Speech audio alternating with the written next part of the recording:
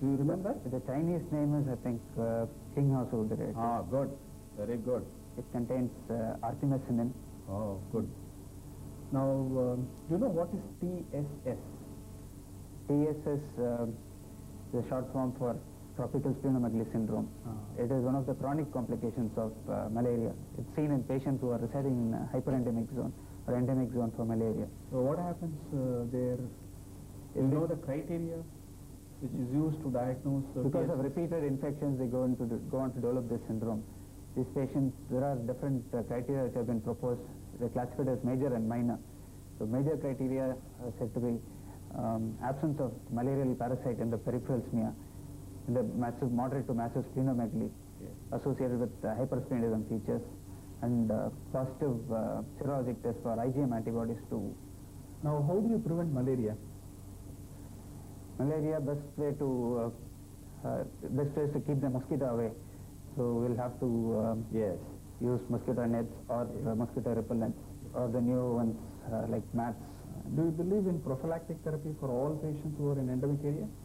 Not for patients in endemic area, but a patient who is moving from a hypoendemic zone to endemic zone, I'll definitely recommend. Good. You will recommend prophylaxis for those patients. Right. Now, is there anything recent advances that have come up for prevention of malaria? There are some candidate vaccines which are undergoing field trial now. I'm not sure about their names. That's good. I think you can switch over your second subject that Doctor will ask you some questions on that. Cardiology, sir.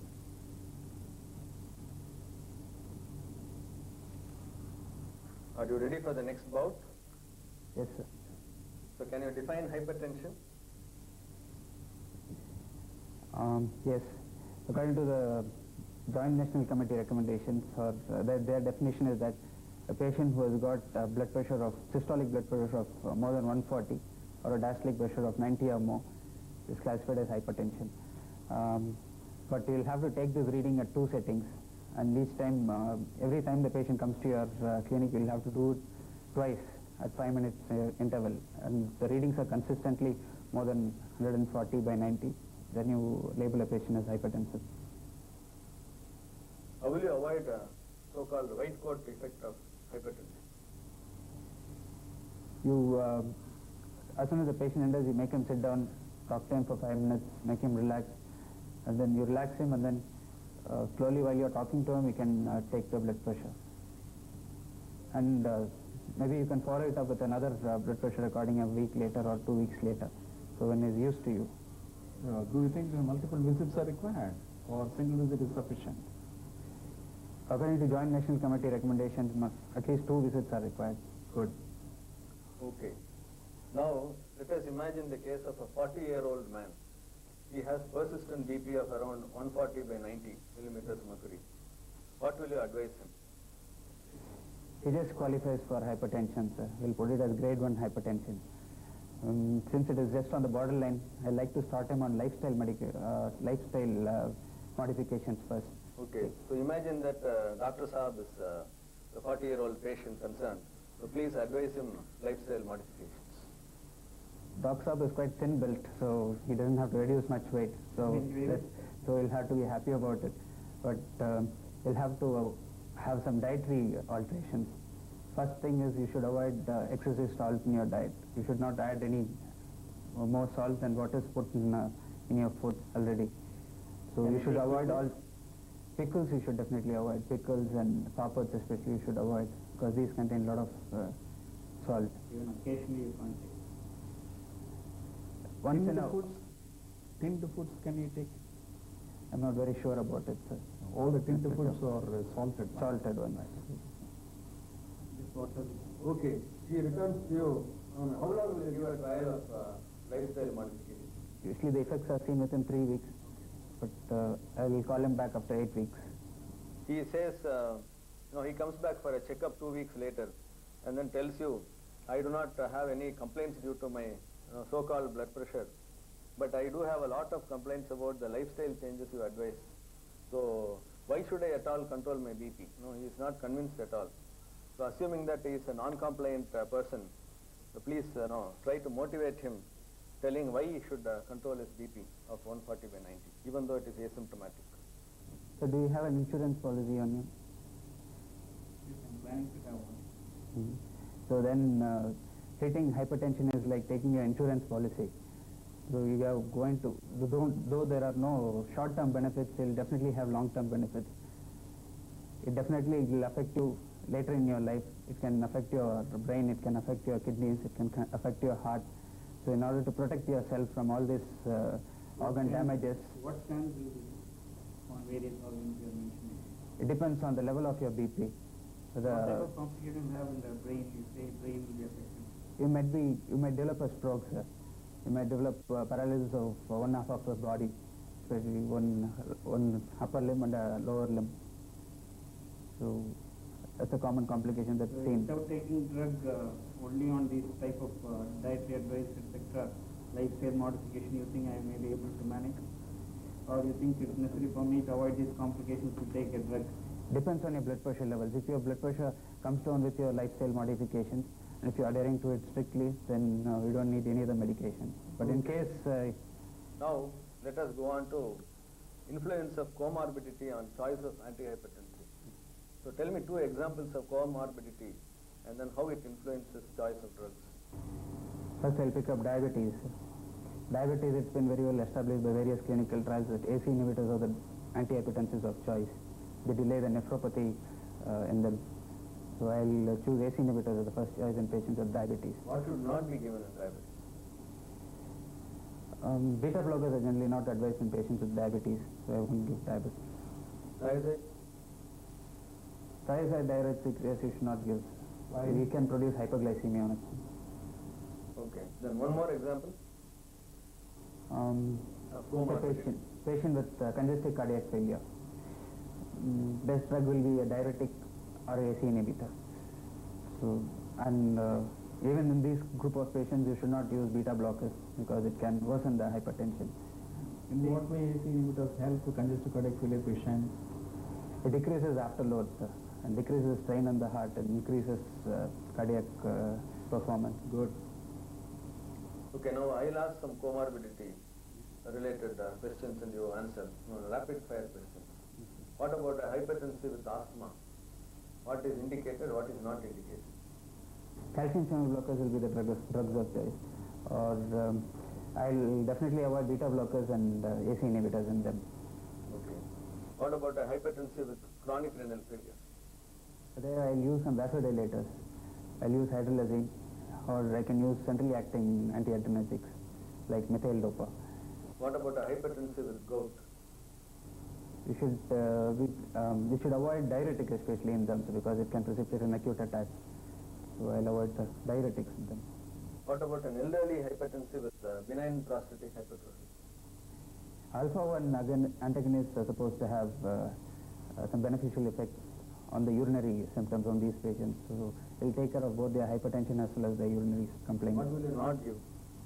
Or prefer not to give? Do you know it? You tell. No, sir, I'm not sure. Diuretics? Diuretics, no, sir. It can produce acute retention in these patients. What about a pregnant woman with raised BP? Pregnant women, the drug of choice will be alpha-methyl dopa or hydrolazine. So I'll choose between these two. Okay, I'll ask an applied question on the same line. A 13-year-old girl has come with a BP of 180 by 116 with history of convulsions 1 hour earlier. How will you proceed to manage her? A, immediately, and B, later after stabilizing the patient. Just a problem-oriented question. You just to think over and then tell the answer. I just ask one question to the parents, whether she has pre-existing hypertension or it is just the illness is short. So depending on that, I'll work up the cause for hypertension. Let us say it is de novo. She was asymptomatic till the day before. So first I'll take care of her convulsions and her altered sensorin. Right. So we'll have to bring down her BP. We'll treat it as an hypertensive emergency, and I'll start her on IV antihypertensives like nitroglycerin or sodium nitroprusside or IV hydrolazine disoxide. Do you give it in a OPD basis or you admit the patient in intensive I'll care definitely or somewhere? admit this patient in intensive care unit and treat this patient. Why should you admit in intensive care unit? You want to monitor something? I want to monitor BP regularly on this patient. Right. Only BP or something else? We'll have to monitor the sensorium tuning and whether the patient is having repeated seizures or not. Would you like to Patient's monitor urine output. the heart, urine output? Urine output I'd like to monitor. So that one of the important complications of malignant or accelerated hypertension is renal failure. So we'll have to... Here you have to consider the age of the patient. You see the age of the patient is 13 years old. You So consider what type of hypertension this patient. This patient is likely to have a secondary cause of hypertension. We don't expect essential hypertension in this group of patients. So we'll have to work up for secondary cause of hypertension in these patients. What are some of the examples of secondary hypertension in asymptomatic 13-year-old girl? Commonest cause. Renal causes will be the commonest. So Not the renal, what is the commonest? acute nephritis will be the commonest. Okay, next problem. A 50-year-old man is posted for emergency laparotomy or acute abdomen. His BP recording 1 hour before the proposed surgery is 180 by 120 millimeters mercury.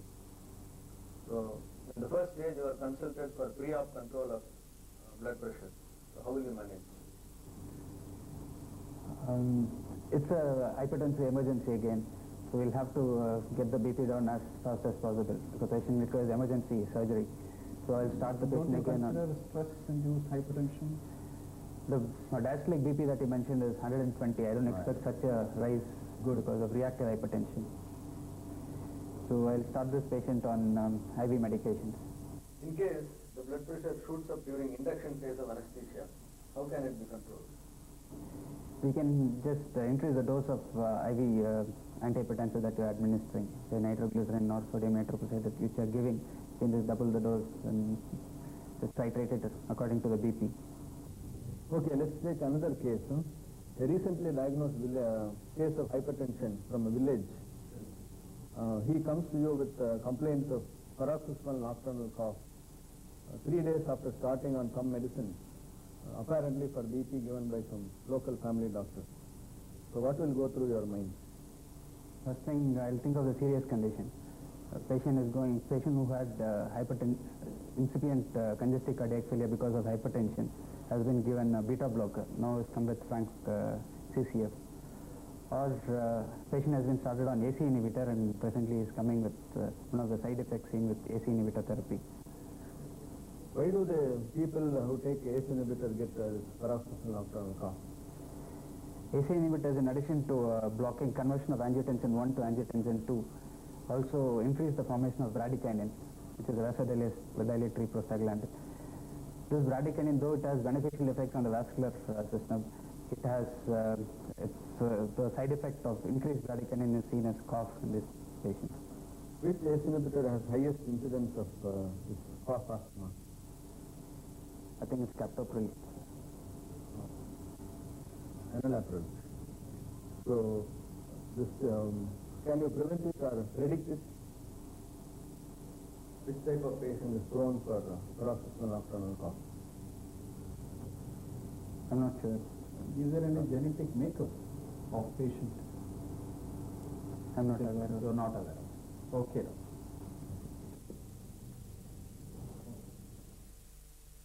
We have made an earnest attempt to show the conduct of clinical and oral examination as close to reality as possible. Variations are bound to occur from one specialty to another. Minor variations could also occur from center to center. However, we hope this video film will guide the trainers to prepare the candidates to appear for examinations on similar lines. Thank you.